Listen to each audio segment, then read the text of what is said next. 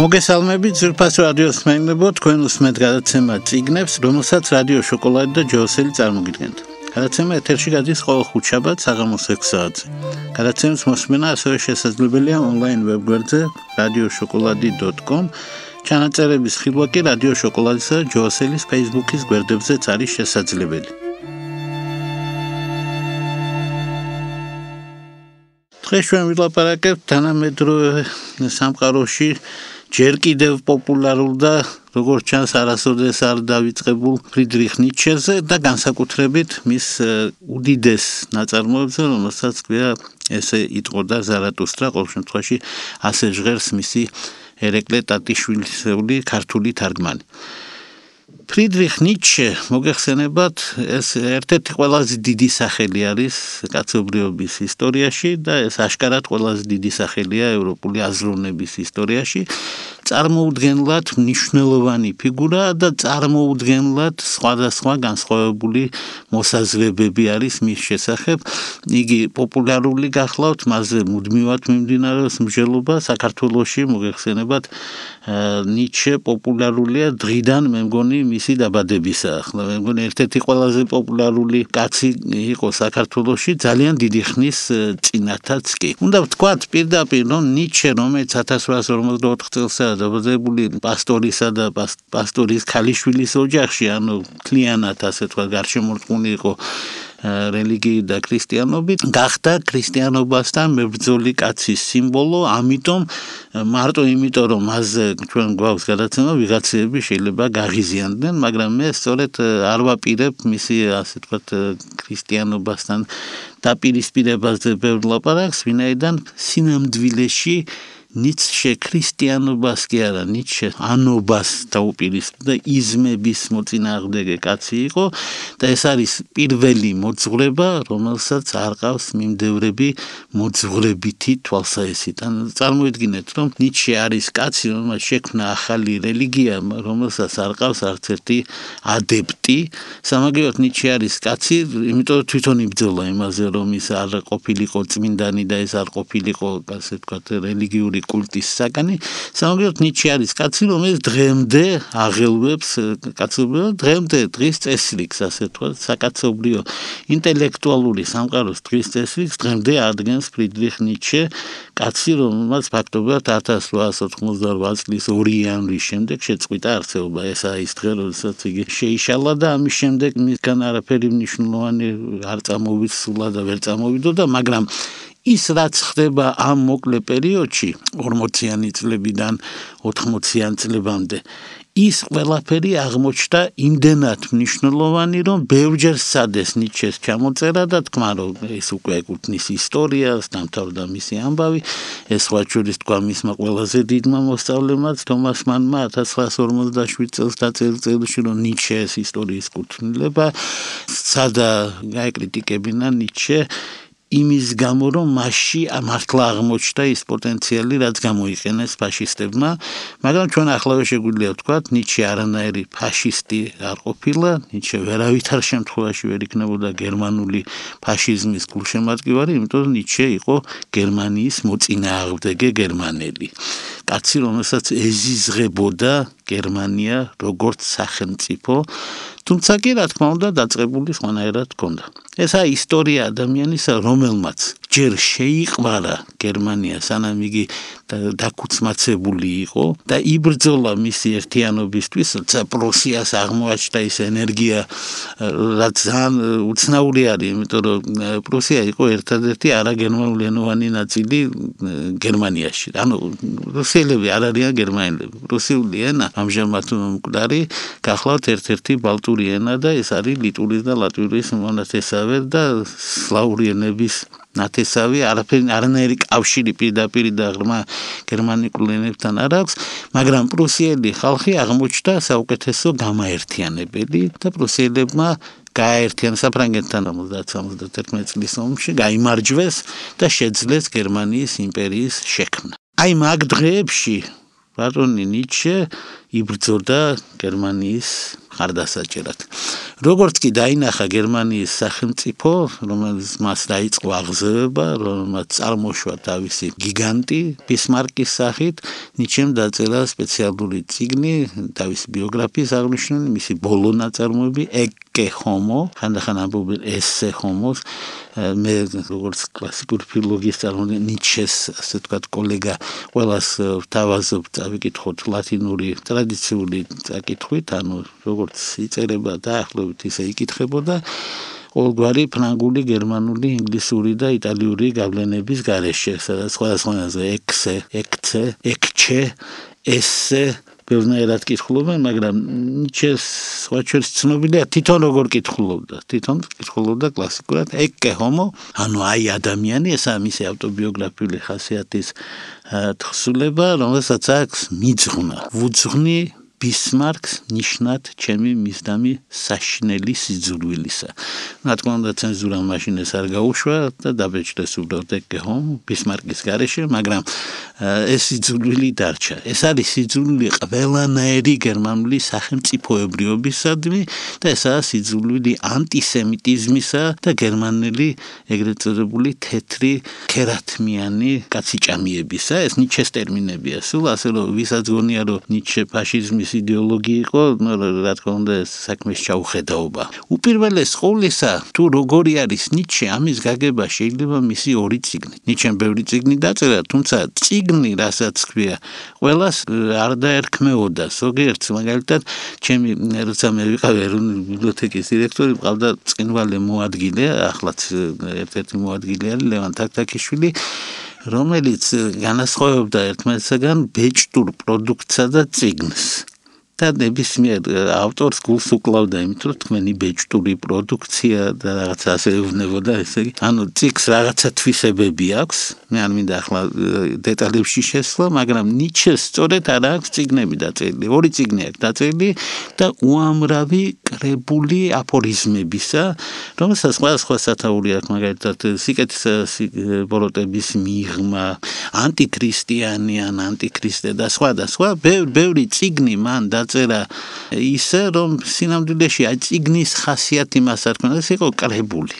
შეიძლება ითქვას, არის აფორიზმების კრებული, სადაც პირველ გვერდზე რომ აფორიზმი წერია, მესამე გვერდზე მისი საწინააღმდეგო აფორიზმი შეიძლება ეწეროს და არაფერი უცნაური ამაში ნიჩესთვის არ არის.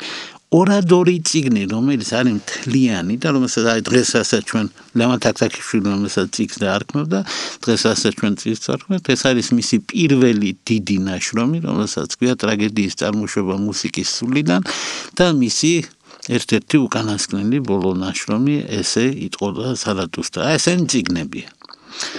ამ პირველსა და ბოლოს შორის არის ღრმა კავშირი. და საერთოდ ნიჩეს გაგება შეიძლება საერთოდ თქვათ პირდაპირ ნიჩეს თავიდან ბოლომდე 100%-ით გაგება შეუძლებელია, ეს არ შეეძლო თვითონ ნიჩესაც, იმიტომ იგი არის წინააღმდეგობრივი და მიუხედავად იმისა, რომ გითხარით, რომ ბევრი გააკრიტიკა ანტისემიტიზმის გამო, თვითონ იუდაიზმი გააკრიტიკა, რაც ახლა მართალი გითხრათ, ისრაელში დღემდე არ არიან ამით აღფრთოვანებული, თუმცა შემდგომ ხანებში იყვნენ ებრაელები 30-იან წლებში, რომელიც ამბობდნენ, რომ ნიჩეს კრიტიკა ჩვენ დაგვეხმარა ახალი სიონიზმის ჩამოყალიბება, უფრო სწორად გავიაზრეთ, ასე ვთქვათ, სიონისტური ამოცანა, იყო ასეთი ნათქვამიც, მაგრამ ნიჩე ვინაიდან ებრძოდა ყველა ტიპის რელიგიას, მათ შორის ყველაზე შემწყნარებლურსაც კი, როგორიცაა ბუდიზმი, ზოროასტრიზმი, იმიტომ აქ შეცდომაში არ შეიყვანოს იმ ამბავმა, რომ მის წიგნს ქვია ესე იტყოდა ზარათუსტრა და ზარათუშტრა არის ასე ვთქვათ ზოროასტრიზმის ფუძემდებელი ფიგურა, უნდა ვთქვათ, რომ პირველი დარტყმის საგანი არის თვითონ ზარათუსტრას მოძღვრება, ანუ ფაქტობრივად ნიჩემ დაწერა ახალი ზარათუსტრა, რომელიც განაკიქებს და მთლიანად ასე ვთქვათ უარყოფს ძველ ზარათუსტრას, იმიტომ რომ ძველი ზარათუსტრა ზოროასტრიზმი არის სწორედ ის რელიგია, რომელმაც მოიგონა რომ ღვთაებრივი წარმოშობისა როგორც სიკეთე ისე ბოროტება. ნიჩემ ეს ერთი კარგად ისწავლა თავიდანვე, ძალიან ღრმად და სწრაფად გაერკვა იმაში, რომ სიკეთე და ბოროტება ესაა სისულელი. ანუ ადამიანი არის სიკეთის და ბოროტების მიღმა. რაც სიკეთეა შენთვის, ის შეიძლება ბოროტება იყოს ჩემთვის. რაც სიკეთე ერთი ხალხისთვის, ის შეიძლება უნდა იყოს ბოროტება მეორე ხალხისთვის და სხვა. ნიშანთა სისტემაში ცნობილია, რომ ესეთი პირველადი დაპირისპირებებიც კი, როგორიცაა თეთრი, შავი, შავი, თეთრი, არის პირობითად დაკავშირებული, მაგალითად, ჩვენს წარმოდგენებში შავი ცუდია, თეთრი კარგია, შავს ვიცვამთ გლოვის დროს, თეთრს ვიცვამთ, ასე ვთქვათ, ლხინის დროს, საქორწინო კაბა არის თეთრი კაბა, მაშინ როდესაც, ასე ვთქვათ, ტრაგიკული და ხაზგასმით სასიკვდილო ფერი შავია, აი ასეთი შავი კაბით გამოჩნდება, ვთქვათ, ანა კარენინა და სხვა. მაგრამ ეს არ არის უნივერსალური. უნივერსალურია, რომ ეს ფერები ერთმანეთს უპირისპირდება, მაგრამ ის, რომ თეთრი არის სიცოცხლისფერი და შავი სიკვდილისა, ეს ევროპული აზროვნება, იმიტომ ჩინეთში მგლოვიანენი სწორედ თეთრს იცვამენ და სწორედ თეთრია ნიშანი მგლოვიარობისა და იმდენად მაგარი ნიშანია, რომ აგერ ჩვენ ამდენი ხნით და ამხელა მანძილით ვართ ქართველები დაშორებული ჩინელებს, მაგრამ ჩვენც თეთრით ბრინჯით ვამთავრებთ ჩვენს ჭირის სუფრას. ანუ სიკვდილის ფორმულა და დამთავრება არის თეთრი. ჩინეთში ბრინჯი, მოხარშული ბრინჯი არის სუფრის დამთავრების ნიშანი, ამიტომ გაფრთხილებული არიან ტურისტები, როცა შეხვალთ სადმე სტუმრად, თუ პირდაპირ ბრინჯი მოგიტანეს, ეს ნიშნავს, რომ სახლში საჭმელი არ არის. ადექით წამოდით, მადლობა, ის ბრინჯი არ შეჭამოთ. და თუ მოგართვეს, ბრინჯს რო დაინახო, უნდა მიხვდე, რომ უნდა წამოდგე, ეს დაახლოებით ისაა, ჩვენთან სუფრაზე ტორტი რო შემოდის. ერთ სიტყვით იმის თქმა მინდა, რომ ფრიდრიხ ნიშემ ძალიან ადრე აღმოაჩინა სიკეთისა და ბოროტების რელევანტურობა და ეს მისი ერთ-ერთი იდეა, რომ ლაპარაკი სიკეთეზე და ბოროტებაზე სერიოზული ლაპარაკი არ არის, შესაბამისად ყველა ის მოძღვრება და ანუ ყველა რელიგია, რომელიც ლაპარაკობს სიკეთესა და ბოროტებაზე, მან გამოაცხადა სისულელად. რა თქმა უნდა, ასეთი კაცის წიგნები ითვლებოდა სულელის ნაწერებად და ის არ იყო პოპულარული. მით უმეტეს ვერ იქნებოდა პოპულარული მისი ის წიგნი, რომელსაც ქვია მუსიკის სულიდან ტრაგედიის წარმოშობა, ვინაიდან ეს იყო ძალიან უცნაური შემთხვევა, უნდა ვთქვათ, რომ ნიჩე იყო განათლებით კლასიკოსი ფილოლოგი, კლასიკური ფილოლოგიის გარდა თეოლოგიასაც სწავლობდა, ხა გასაგებია ვიზი ოჯახიდანაც იყო, მაგრამ ერთი წლის ბონში სწავლობდა, ერთი წლის განმავლობაში რაც ისწავლა, საკმარისად ჩათვალა, ამოუვიდა ყელში, არ გააგრძელა სწავლა, თვით ძალიან აწყინინა დედას, რომელიც როგორც გითხარით, თუნდაც პასტორის ქალიშვილი იყო, მამა ნიჩეს ადრე გარდაეცვალა, ამიტომ ვერავინ ვერ გააკონტროლა ეს ამბავი, რომ იგი გადაიხარა თეოლოგიის სრულიად საწინააღმდეგო მხარეს, კერძოდ კლასიკური ფილოლოგიისგან. კლასიკურ ფილოლოგებს მე ვარ კლასიკური ფილოლოგიის წარმოადგენელი, სულ გვედება ბრალად პოლითეიზმი, ანუ არაქრისტიანობა და სიმპათიები წარმართობის მიმართ და სხვა, რაც არ არის დასამალი, შეუძლებელია კლასიკურ ფილოლოგს არ კონდეს ასეთი ტიპის და ამყაიდის სიმპათიები და შეუძლებელია მან მართლა თქვას, რომ პლასტიკური ბერძნული მითები არაფერს არ წარმოადგენს და სერიოზული არაა და სხვა. ეს სრულიად წარმოუდგენელია. ნიჩე იმდენად ღრმად განისწავლა ამ საქმეში, რომ ჯერ კიდევ სტუდენტი, ისე რომ სადოქტორო არ ქონდა დაცული, აირჩიეს ბაზელის უნივერსიტეტის პროფესორად. ის ძალიან ღრმა და საფუძვლიანი ცოდნის გამო მოხდა და ამის შემდეგ ჩავიდა გამოცდის ჩასაბარებლად და ხალხმა თქვა, რომ როგორ ჩავიბაროთ ამ კაცის გამოცდა, უკვე კოლეგა პროფესორია და გამოცდის გარეშე მიანიჭეს სამეცნიერო ხარისხი, მე მგონი ბევრი არაფერი არ შეშლიათ, ნეწაკი კიდევ ვინმე დაიბადებოდეს კლასიკურ ფილოლოგიაში, თუნდაც ამ დარგისთვის ნიშნულობის მიმნიჭებელი ნაშრომის მიხედვით. ნიჩემ დაწერა ეს წიგნი, ტრაგედიის წარმოშობა, რომელიც კლასიკურ ფილოლოგიაში არ იყო მიღებული და არ არის დღემდე მიღებული და რამდენიმე დამთხოვული ფილოლოგი, მათ რიგებში მეც ვარ, საქართველოში მე მგონი კლასიკურ ფილოლოგიაში მეტი არ დარჩა არავინ, ვინც აღიარებს ნიჩეს ამბავს, ორნი ვიყავით მე და ცხონებული გიახომ ერგი. ეს სოფლიო კლასიკურმა ფილოლოგიამ არ მიიღო ეს წიგნი. რატო? პირველი, ესაა წიგნი დაწერილი არა კლასიკურ ფილოლოგიურად, ანუ მასში არ არის ციტირებები, მასში არ არის მინიშნებები, გვერდები და სხვა და არ არის ნათქვამი, რომ მაღალი ალბათობით, დაბალი ალბათობით და შესაძლოა და ამ ტექსტების გარეშე ესა ქართველის დაწერილი წიგნს გავს, რომ აი მე გეტყვით ეს არის ასე. წერს ისე, რომ ციტირებებს არ ახდენს, არაფერს არ ამტკიცებს, ანუ გერმანული წერის სტილი რა იყო მანამდე ნიჩემდე და რა არის დღემდე. მოყავს თეზისი და ვამბობთ, ჩვენ ახლა ამას დავამტკიცებთ. და მე არის მტკიცება. ნიჩე არაფერს არ ამტკიცებს. წიგნი წერია ისე, ვითომ მან დაინახა ეს ასე, ან პირდაპირ ყურში უთხრა ვიღაცამ, ან თვითონ არის შემოქმედი, თვითონ არის ბერძნული ტრაგედიის მამაც და დედაც და ყველაფერი და გვიყვება როგორ იყო ეს. ნიჩემ თქვა ასეთი იდეა, რომ არის წარმოდგენა, რომ ბერძნები ესაა კაცობრიობის გარიჟრაჟი და მისი ოპტიმისტური ხანა. ყოველთვის როდესაც ვამბობთ ბერძნები, ჩვენს თვალწინ გადაიშლება რაღაც ნათელი სურათები, ჰომეროსი და სხვა.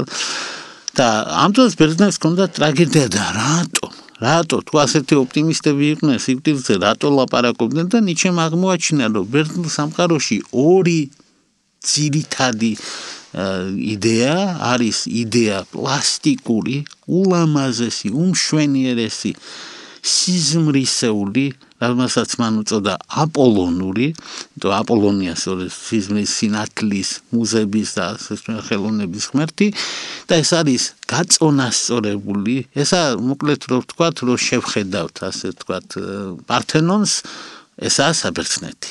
ესაა საბერძნეთი, იმიტომ პართენონი, ეს არის ოქროს კვეთი, ეს არის გაწონასწორება, ესაა სილამაზე, ესაა მშვენიერება, ესაა ჰარმონია, ესაა წესრიგი. ისე როგორც წესრიგი არის ათენური კანონმდებლობა, ქრისტიანის რეფორმები და სხვა. მაგრამ ეს არ არის მთელი საბერძნეთი. იმიტომ რომ არსებობს სხვა მეორე გაუწონასწორებელი, გადარეული, გიჟი ღმერთი, რომელიც უპირისპირდება ამ აპოლონს, რომელიც არის კიდევაც ტრაგედიის მამა, არა აპოლონისგან წარმოიშვება ტრაგედია, არა ქნარისგან, არა ლირისგან, არა სიმებიანი საკრავისგან, რომელსაც ახლავს სხვა ჩვენის პოეზიის დაბადება, იმიტომ უკრავთ სიმებზე და პირი თავისუფალია და რეჩიტატივით ვამბობთ ლექსებს, არამედ მუსიკისგან, კერძოდ სასულე მუსიკისგან, როცა უკრავთ ფლეიტაზე, უკრავთ რამე სასულე ინსტრუმენტზე, გვრჩება შანსი არ გვაქვს სიტყვისა, გვრჩება მხოლოდ ტანის მოძრაობა. აი ამ მოძრაობიდან, ხოროსიდან, გუნდიდან, ცეკვიდან დაიბადა ტრაგედია ნიჩეს აზრით, ხოლო ეს ყველაფერი ეს როკვა. ეს არის ის სიგიჟე, რომელიც ჩვენ ყველას გვინახავს დღეს. დღესაც შეგვიძლია ვნახოთ, განსაკუთრებით 60-იანი წლების ფილმები, ვისაც უნახავს ბიტლების ჩასვლა ამერიკის შეერთებულ შტატებში, გოგოების კივილი, წივილი და სხვა, სხვა ჩვენს ნებისმიერ ქართული როკ ანსამბლის გამოსვლისას იგივე შეიძლება მოხდეს, რა თქმა უნდა, ნაკლები ინტენსივობით და შეიძლება უკეთესი გოგოებით, მაგრამ ნაკლები კივილწივით, მაგრამ მაინც აი ეს კივილწივილი, ეს ექსტაზი, რომელსაც იწვევს მუსიკა, ეს არის ის საწყისი, რომლისგანაც ნიჩეს აზრით დაიბადა ტრაგედია, ესა დიონისე. და დიონისე გახდა მისი მთავარი ღმერთი. როდესაც ნიჩემ ნელ-ნელა დაიწყო გონების დაკარგვა, სანამ ის აბედისერო დღე დადგებოდა, როცა მან ცხენის ცემა დაინახა და ამის გამო შეიშალა და ეს არის ძალიან უცნაური, იმიტომ ასეთი სიზმარი უკვე იყო აღწერილი მსოფლიო ლიტერატურაში და პარალელურად ხდება ეს ამბები ერთმანეთისგან დამოუკიდებლად. დოსტოევსკის აქვს ეს სიზმარი, საშინელი, დანაშაულის და სასჯელის მთავარი თემა. აი ეს ორი საშინელება სანამ მოხდებოდა, მანამდე ნიჩე თავის თავს განიხილავდა როგორც დიონისეს. ხანდახან ხელს აწერდა ხოლმე წერილებს დიონისე.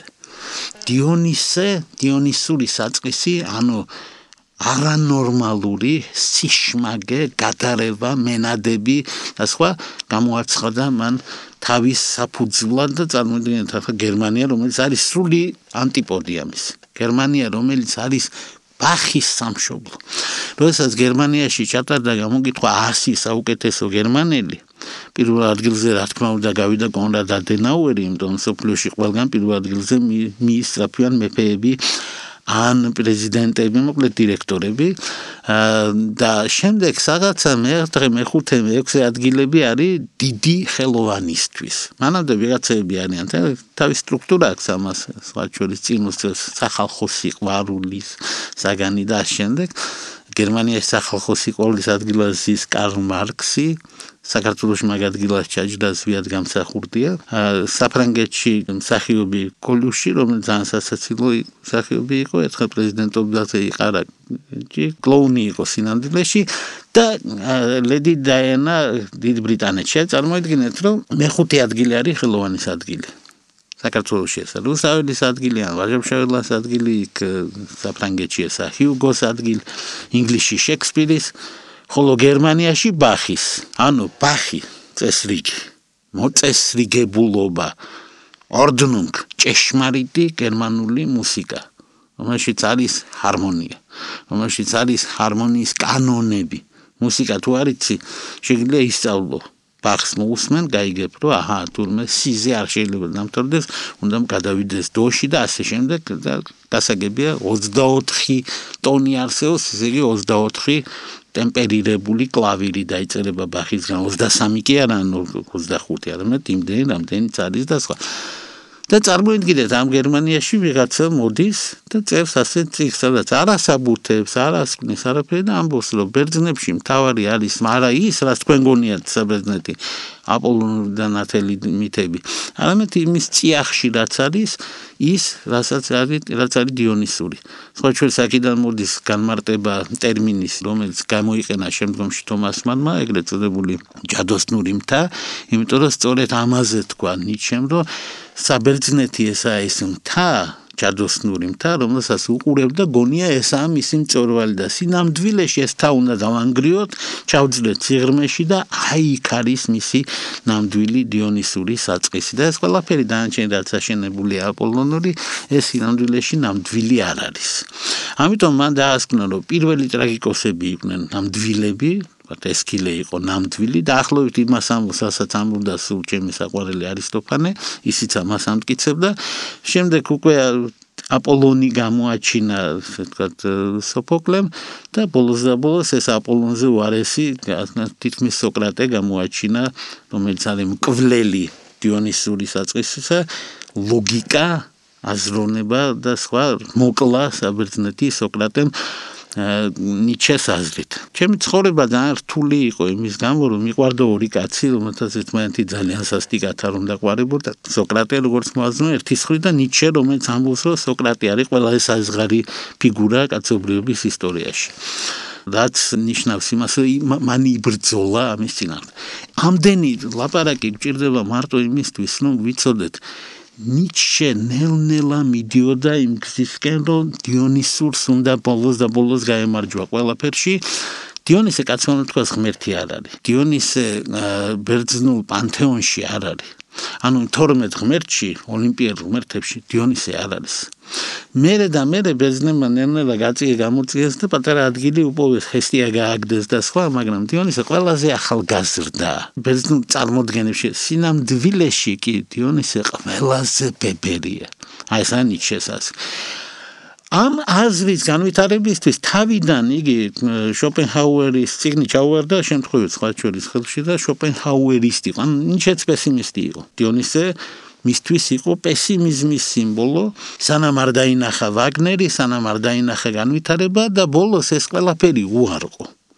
ესაა ძალიან მნიშვნელოვანი, რომ დიონისე არ უარყო, მაგრამ პესიმიზმი და სხვა ასეთი იდეები უარყო და თქვა, ვინაიდან არ არსებობს სიკეთე და ბოროტება, ვინაიდან ყველა მოძღვრება სისულელეა, ვინაიდან ის, რაზეც რელიგიები ლაპარაკობენ, შემიძლია გამოხატო ერთი სიტყვით თქვა მან, საწყალი კაცი, მოხუცი კაცი, აზრზე არ არის, რომ ღმერთი მოკვდა. აი ეს იდეა.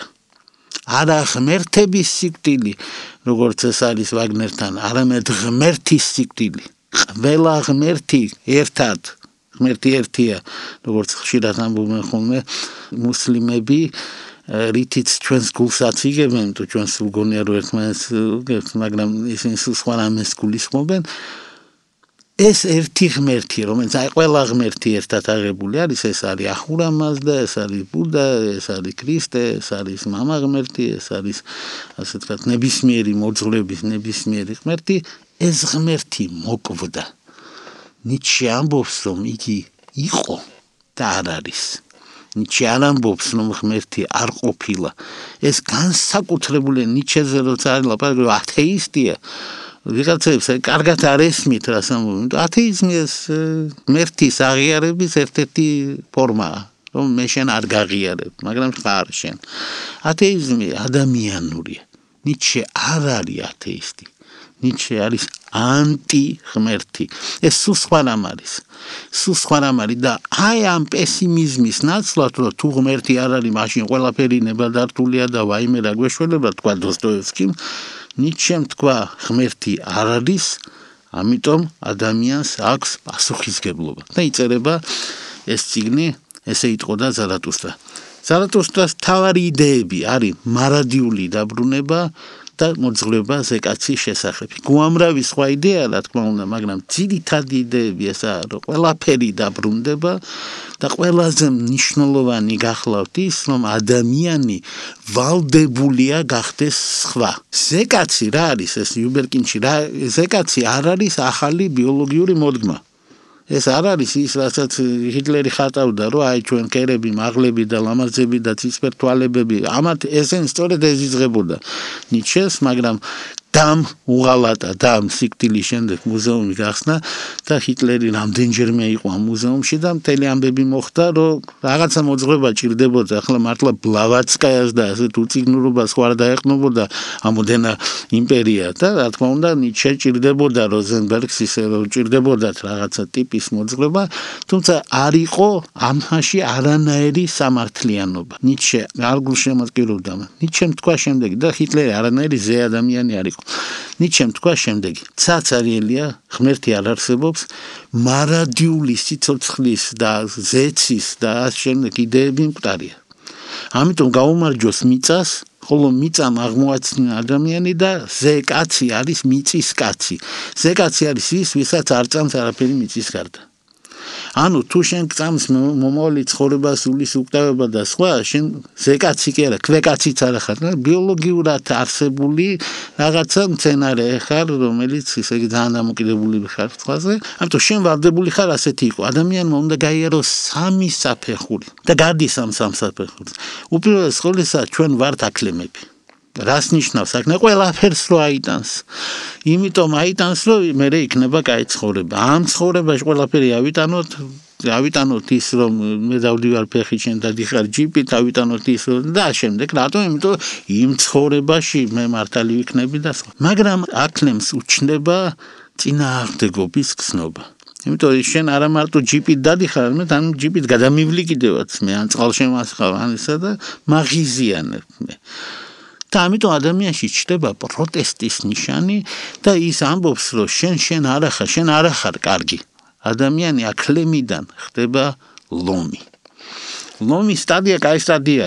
ეხლა ძირითადად კაცობრიობა ლომებითაა ამ წუთას დასახლებული, თუმცა ამბობენ აკლემები ვართო, მაგრამ მართალი არ არის. იმიტომ რომ თვითგამოცხადებულ მორწმუნეთა რიცხვი არ ემთხვევა ჭეშმარიტ მორწმუნეთა რიცხვს, არ ემთხვევა ძალიან სერიოზულად, იმიტომ რომ გამოცხადებით ახლა საქართველოში მაგალითად ვიკიპედიას რომ დავუჯეროთ, ვინც ქართველია, ყველა მართლმადიდებელია და უკაცრავად, მაგრამ რო არ იქცევიან, ისე ახლა ეს გასაგებია, რომ ყველა ვერ იქნება. რა თქმა უნდა ასე არ არის. ძირითადად ლომები არიან. ძირითადად ამბობენ რა მოიტა ჩემი და ყველაფერს არავიდან. შენ ჯიპი ყავდეს, მე არა, ეგ არ მომწონს და ამოწონთ. ეს ლომობა არის, ეს ძალიან სერიოზული ფაზა არის, მაგრამ არ არის სინამდვილეში ის, რაც საჭიროა, იმიტომ რომ ეს გარდამავალი ფაზა. ბოლო ფაზა არის ბავშვი. ანუ იმის შემდეგ, რაც იყავი აკლემი და მე გახდი ლომი, ლომი ძალიან მომხიბლავი სახეა, მე ხდები ბავშვი, რას ნიშნავს? ყველანაირი წარსული, აი ეს ხსოვნა რა, ღმერთები რო იყვნენ და იქ ვიღაცამ რო იცოდა ჭეშმარიტება, რო არსებობს სიკეთე, ბოროტე, ეს ყველაფერი წავიდა, შენ ხარ სუფთა, როგორც ბავშვი. და აი ეს არის სწორედ მიწიდან დაბადებული ზეკაცის იდეა. ადამიანი ვალდებულია გახდეს უკეთესი. ვალდებულია, ეს არ არის მისი სურვილი, უბრალოდ რომ აი რასასურველია რო გახდე, არა, ეს ვალდებულება. შემდეგში ნიჩემ ხო ბევრი ვინმე წარმოშვა, შემდეგში ერთ-ერთმა მისმა ადებტმა თქვა, კერძოდ ასე თქვათ, ეს იყო სიცოცხლის ფილოსოფია, შეიქმნა ეგზისტენციალიზმი და ეგზისტენციალიზმის ერთ-ერთმა ადებტმა და მამამ თქვა, რომ ადამიანს მისჯილი აქვს იყოს თავისუფალი. ნიჩე სწორედ ამას ამბობდა, რომ შენ თავისუფლებას კი არ ირჩევ, შენ თავისუფლებისკენ კი არ იხრები, ანუ შენ თავისუფალი ხარ მარტო შენ, ანუ შენობა თვისობა, ადამიანობა მდგომარეობს იმაში, რომ შენ ხარ თავისუფალი. თუ შენ თავისუფალი არ ხარ, შენ ხარ აკლემი, არ ხარ ადამიანი. თუ შენ კრიტიკოსი ხარ, თავისუფლების შენ ხარ ლომი, მაგრამ ჯერ კიდე არ ხარ ადამიანი. ადამიანი ხდები მაშინ, როდესაც გჯერა რომ არ არსებობს არაფერი შენს ზემოთ, რომ არ არის კეთილი და ბოროტის აქციელი, რომ არსებობს ნება და შენ ამ ნებაში ხარ თავისუფალი და აი ამ ნება თავისუფალ ნებაში იქცევი კარგად და იქცევი ზნეობრივად. ნიჩე არის ზნეობრიობის მასწავლებელი, მიუხედავად იმისა, რომ ვიღაცებს გონიათ, რომ რახან იგი, ასე ვთქვათ, ერჩის ქრისტიანობას, ერჩის რელიგიებს და სხვა, ესე იგი უზნეო კაცია. ეს არ არის მართალი. პირიქით ის ამბობს, რომ სწორედ მაგის გამო, რომ შენ დირექტორი არ აყავს, უფროსი არ აყავს, შენ ვალდებული ხარ, შენ თვითონ იყო. ეს ყველაფერი გაგებული იქნა სხვანაირად. ეს სულიად ბუნებრივია. გაგებული იქნა, რომ ვინაიდან ნიჩემ კიდე თქვა, რომ მეომრები მიყვარს ძალიან, აი გაგებული იქნა, რომ ავიღოთ იარაღი, დავიპყროთ სამყარო და ვიყოთ, ასე ვთქვათ, ყველას უფროსები, იმიტომ ჩვენ ვართ უფრო მაგრები და სხვა. არ იყო ეს პატივსაცემი ამბავი, მაგრამ ასე მოხდა. ამის შემდეგ ნიჩე ცხოვრების განმავლობაში იმდენად შეუმჩნეველი და არაპოპულარული იყო, რომ ფული არ ქონდა, უბრალოდ არსებობისთვის სახსრები არ ქონდა, სანამ არ გამოჩნდა ერთი პატიოსანი კაცი, გეორგ ბრანდესი, რომელმაც თქვა, ვაიმე ჩვენს წინაშე გენიოსია. და იცით, ყველა სჭირდება, როგორც ჩანს, ეს ერთი ბრანდესი. მახსოვს ნიშნავს არ ვიცი ამ შემთხვევაში, მაგრამ ფაქტია, რომ ედგარ პო შეუმჩნეველი იყო, სანამ ბოდლერმა თქვა, ვაიმე ეს რა დავინახე და თარგმნა და ატეხა ერთი ამბავი და როგორც კი ფრანგებმა აღიარეს, ამერიკელებმა თქვა, ჩვენ ედგარ პო ყოლიაო და ასე შემდეგ. ზუსტად ასე მოხდა შექსპირთან დაკავშირებით. სანამ ფრანგებმა არ აღიარეს, მანამდე ინგლისელებმა არ აღიარეს, ასე მოხდა სხვებთან და გოეთეს შემთხვევაც კი ასე იყო, გერმანელებმა თქვეს, რომ შილერი ჯობია, მაგრამ თელმა მსოფლიომ რო უყარა ასამუდგა, მერე ესე იგი გაიაზრეს და ახლა უკვე ეგ შეცდომა აღარავის არ მოსდის. ზუსტად ასე ნიჩე, რომელიც იმის გამო რომ არაფერი გერმანული აღარ მოწონდა, იმის გამო რომ ძალიან უცნაურად წერდა, არაგერმანულად წერდა, ლოგიკა გააძევა საერთოდ. უნდა არსებობდეს სივრცე, სადაც ლოგიკა არ იქნებაო რა, თქვა, მან და ფილოსოფოსი ვარო, ამბობდა ფილოსოფოსი ლოგიკის გარეშე, ჰეგელის ქვეყანაში წარმოუდგენელ რამეებს აკეთებდა. პოეტურად აზროვნებს ვიღაცამ თქვა და დაწერა, რომ ყველაზე საიზღარი და იდიოტი ხალხი პოეტები არიან და არც მეზარება კიდეც ისე აგინა პოეტებს, რომ ცოტა ხულიც კი არის მისი ციტირება. რატომ მოხდა ასე, არ ვიცი, მაგრამ ფაქტია, რომ ნიჩე არ იყო პოპულარული. სანამ ბრანდესმა არ თქვა, რომ ჩვენს წინაშე არის გენიოსი და ერთ დღეში უცებ ყველამ დაიჯერა, რომ გენიოსია და გაუნცემლებმა დაიწყეს მისი მილიონიანი ტირაჟით გამოცემა. ნიჩე მოესწრო ამ დიდების ზენით, უბრალოდ ძალიან ცოტა ხნის განმავლობაში, მაშინ ძალიან ინტენსიურად მუშაობდა და ავადმყოფობამ ხელი დარია. რაც შეეხება მის ავადმყოფობას, არის თეორიები ამ ავადმყოფობის შესახებ, არის თეორია, რომ ეს იყო ვენერიული დაავადება, რომ ეს იყო სიფილისი, ეს განსაკუთრებით პოეტურია, იმიტომ რომ მე ამასთან დაკავშირებით ბევრი თეორია აიგება. ნიჩეს ცხოვრებაში იყო სულ ორი ქალი. მას უყვარდა ვაგნერის ცოლი, მას უყვარდა ერთი რუსის ქალი, ორივე შემთხვევა იყო ტრაგიკული. ვაგნერის ცოლთან დაკავშირებით ნიჩემ კვლავ გაიხსენა საიდანაა დაბადებული, ასე ვთქვათ, ანუ კლასიკური ფილოლოგიიდან, მან თქვა, რომ ვაგნერი ეს არის თეზევსიო, რომლის ცოლი არის არიადნა, ანუ ჩვენიანი მოგეხსენებათ არიადნას დედა ქართველი იყო პასიფაე, მათ მისცა მას გორგალი და გადაარჩინა მინოტავრთან ბრძოლაში, მაგრამ შემდეგში თეზევსმა, როგორც იციან ხოლმე ბერძნებმა, მიატოვა არიადნე, მაგრამ არიადნე გახდა დიონისეს მეუღლე. აი მე ვარო დიონისეო და არიადნა, ანუ ვაგნერის მეუღლე გახდება ჩემი მეუღლე, ამბობდა ნიჩე, ეს ქალი უყვარდა. იქ იყო სამკუთხედი, მე რამაც გამოიწვია, რა თქმა უნდა, განხეთქილება. ვაგნერი ძალიან დიდი სახელია. ერთი პერიოდი ითვლებოდა, რომ ვაგნერი გაცილებით უფრო დიდი სახელია ვიდრე ნიჩე. მაგრამ ამ ყველაფერმა გაიარა. ვაგნერებიც კი აემოდენ ადამიანები მიდიან და მოდიან, ნიჩე რჩება. ნიჩეს ყოველი ახალი თაობა მარხავს და ემშვიდობება ნახვამდის ფრიდრიხ. და ყოველ ახალ მოსახლეებში იგი ჩნდება, იმიტომ რომ წარმოუდგენელია განახლება იმპრესიონიზმი, პოსტიმპრესიონიზმი, მოდერნიზმი, პოსტმოდერნიზმი წარმოუდგენელია ნიჩეს გარეშე. არ არსებობს. არ არის დედამიწის ზურგზე ამ ტიპის გავლენის მქონე სხვა ვინმე, არ შეიძლება იყოს. რატომ არ ვიცი ახლა, როგორ შეიძლება ამის ცოდნა, მე ბავშვობიდან ჩემი ბავშვობიდან მახსოვს, რომ ის შტაბეჭდილება, რომელსაც ახდენდა ზარათუსტრა, აკრძალული წიგნი, ჩვენ ქართული თარგმანი არ ქონდა მაშინ, არსებობდა თურმე, მერე გამოიცა და ამაზეც მინდა ვთქვა ერთი რამ. ჩვენ ვიცით ძალიან ხშირად გაფეტიშება ყველაფრის. შესანიშნავი თარგმანია თავისი ეპოქის ღვიძლი შვილი ერეკლე ტატიშვილის თარგმანი. მაგრამ ნიჩე ხელახლა უნდა ითარგმნოს, ეს წიგნი ხელახლა უნდა ითარგმნოს. რატომ?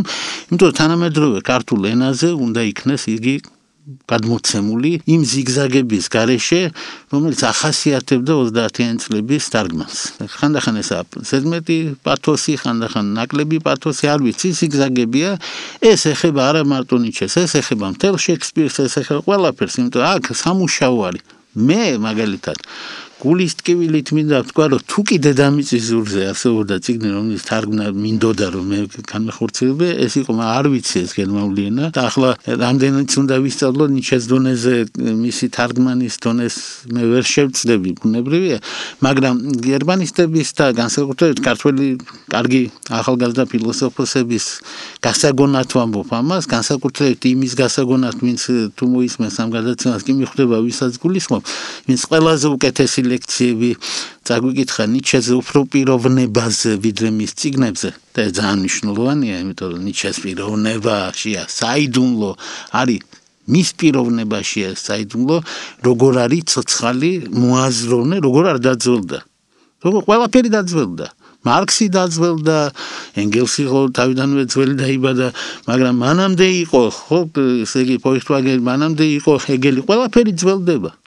პლატონის შესანიშნავი იდეა, რომელსაც ყველა რელიგია გაამართლა, რომ იდეები ჯობია იმას ნამდვილ ცხოვრებას, ესეც კი მოკვდა. ყველა მოძველდა ნიჩეს გარდა. ამიტომ გარკვეული გაგებით შეიძლება ითქვას, რომ ნიჩე არ არის ფილოსოფოსი ფილოსოფოსთათვის, ის არ არის ფილოლოგი ფილოლოგთათვის, ის არის და ამიტომ ამ წიგნს აწერია ასეთი ქვესათაური წიგნი ყველასათვის და არავისთვის. ჩვენ ვართ ყველა რადიო შოკოლადის მსმენელები და წიგნების მსმენელები. ჩვენ ვართ ყველა. ჩვენთვისაა ეს წიგნი, ხოლო ვისაც გონია, რომ არ უნდა წაიკითხოს და ისე უნდა აგინოს, ისინი არიან არავინ. და ასეთები ბლომად არიან მოგეხსენებათ. მე ვიცი, რომ ამ გადაცემას რომ მართლა ყავდეს ახლა მასობრივი მსმენელი, შეიძლება ჩაგქონონ, რომ როგორ გავბედეთ კაცზე შელობა, რომელიც ისე იგი დაისაჯა სწორედ იმის გამო, რომ არასწორად მსჯელობდა ქრისტეს წინააღმდეგ ლაპარაკობდა, მაგრამ ხო გითხრათ ყველა რელიგიის წინააღმდეგ, დაისაჯა იმით, რომ სიგიჟეთ, აი ლენინი გაგიჟდა, ნიჩე გაგიჟდა, ყველა გაგიჟდება.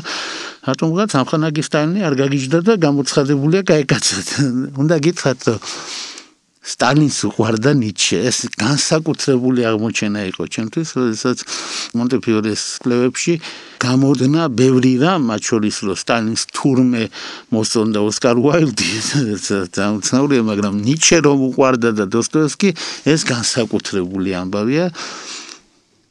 იმიტომ რომ ამხანაგი სტალინიც როგორც ჩანს თავის თავს გრძნობდა სამყაროზე მაღლა ბოროტებისა და სიკეთის მიღმა, ალბათ ზეკაცად აღიქვამდა თავს, თუმცა კი, ერთი მქონდა, რომ ქერათმიანი და მაღალი არ იყო და შეიძლება ასე ვთქვათ ნიჩეს საგინებელ ხალხის სიაში არ მოხვდა, მაგრამ მე ვიცი ერთი რამ, ეს წიგნი არის ეპოქალური წიგნი. საერთოდ ნიჩე არის ეპოქალური მოაზროვნე. ამ წიგნს კითხულობ, ნახევარი არ გესმის, ეს სულად ბუნებრივია, კიდე კითხულობ, მეორე ნახევარი აღარ გესმის, რაც გესმოდა ის არ გესმის და სხვა. ეს არ არის წიგნი, რომლის მოყოლა შეიძლება. გადმოცემა მისი შეუძლებელია. ნიჩე იმდენად ერთგულია ანტიკურობის, რომ ზარათუსტრას მუდმივად თან ახლავს ჰომეროსის ორი მთავარი სიმბოლო არწივი და გველი. და ეს არწივი და გველი ამით იწყება ილიადა და ესაა ხო მთავარი ბერძნული სიმბოლოები და ესენი მუდმივად იქ არიან ხოლმე. ანტიკურობა კლასიკური ფილოლოგია ნიჩემ პირველად გამოიყენა, ასე ვთქვათ, მოძღვრებათა წინააღმდეგ. ერთხელ ვილამოვიც მოლენდორფმა ყველაზე დიდმა კლასიკოსმა ფილოლოგმა შეკითხვაზე რომელი აღწარებლობის ხარ თუ რაც ნიშნავდა ორ პასუხს ან კათოლიკე ხარ ან პროტესტანტი ხარ მან თქვა რომ მე ვარო პოლითეისტიო ძველი ბერძნული რელიგიის წარმომადგენელი და აწყეინა ყველას ნიჩე ამასაც არ ამბობდა იმიტომ ძველი წარმომადგენელი ამბობდა რომ მე პირდაპირ დიონისე ვარ თუ კი ვინმეს შეუძლია განასხვავოს ერთმანეთსგან სიზმრისეული ხილვები, ნატიფი დახვეწილი აპოლონური ხილვები. იმისგან რა ხილვებსაც იძლევა თრობა, თუ კი ვინმე შეუძლია ნარკოტიკისა და თრობის განსხვავება, მას უკვე წაკითხული აქვს ნიჩე წაუკითხავთ. თუ კი ვინმე უპირატესობას ანიჭებს თრობას, ის ნიჩიანელია. ამიტომ ქართულ ხალხს ახლა დიდი ბოდიში, მაგრამ ნიჩიანელობა მოსდგამ ძველთაგანვე. შესაბამისად ეს ერთ-ერთმა პირველმა ვაჟა-ფშაველამ დაინახა და ვაჟა-ფშაველა იყო ერთ-ერთი პირველი ქართველი ნიჩიანელი, თუმცა გააკრიტიკა რა თქმა უნდა იმ ნაწილებში, სადაც გასაკრიტიკებელი იყო, მაგრამ რაც შეეხება რელიგიასთან დამოკიდებულებას, ვაჟა-ფშაველასა და ნიჩეს შორის ისეთი ღრმა კავშირები აღმოჩნდა, არც მინდა ციტატები წამოვიყვანო, იმიტომ რომ ვიცი რომ განსაკუთრებით ჩვენების ანტირელიგიური განწყობები არის აღქმული ძალიან მძიმე და ნიჩე ხო ისედაც თავისთავად ცნობილია რომ როგორი კაცია. მე დიდი იმედი მაქვს რომ მომავალი არ დაჩაგრავს ქართულ მკითხველს იმ თვალსაზრისით ბევრჯერ და სერიოზულად წავიკითხავთ ნიჩეს ნაშრომებს და მიუხედავად იმისა რომ არის ხალხი რომელიც მას აკრიტიკებს, მას არ მოწონს და სხვა ნიჩე კვლავ რჩება კამათის საგნად ქართულ საზოგადოებაში და მსოფლიო საზოგადოებაში. შეგახსენებთ რომ რადიო შოკოლადის ეთერში თქვენ უსმენთ გადაცემა წიგნებს, რომელიც ეთერში გადის ყოველ ხუთშაბათს საღამოს 6 საათზე, გვისმინეთ ონლაინ მისამართზე radioshokoladi.com. გადაცემების ჩანაწერის მოსმენა შოკოლადისა და ჯოსელის Facebook-ის გვერდებზეც არის შესაძლებელი. გამოგვეხმაურეთ, მოგწერეთ Facebook-ის გვერდზე თქვენი კითხვები, რჩევები და სურვილები. გადაცემაზე მუშაობდნენ ავტორი და წამყვანი ლევან ბერძენიშვილი, ჟურნალისტი და პროდიუსერი გიორგი ჭეიშვილი, ხმის რეჟისორი მიხეილ წიქორიძე.